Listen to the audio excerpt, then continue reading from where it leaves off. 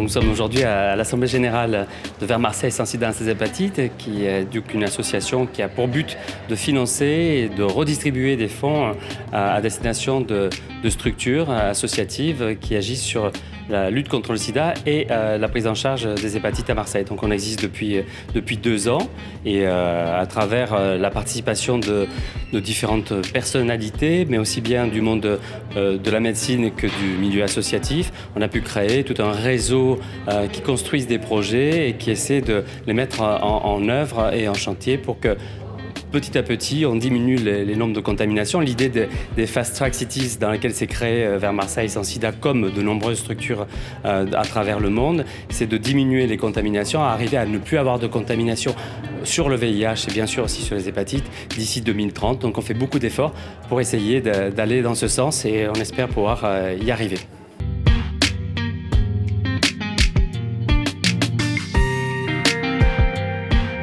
Écoutez, l'Assemblée Générale de Vers Marseille sans sida sans hépatite vient de se finir. C'est la 3e année qu'on fait l'Assemblée Générale.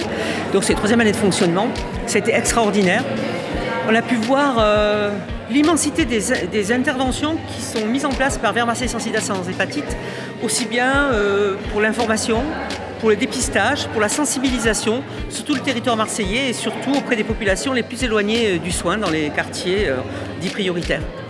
Ça va aussi bien à des campagnes d'information grand public sur les bus que des livrets aussi pour les médecins généralistes pour la prescription de la PrEP, donc accompagnement aux médecins généralistes, que des séances d'information auprès de femmes, de publics cibles sur la santé sexuelle ou alors des manifestations et des rassemblements autour du chemsex. C'est une problématique quand même qui est très importante et qui est pas assez prise en compte.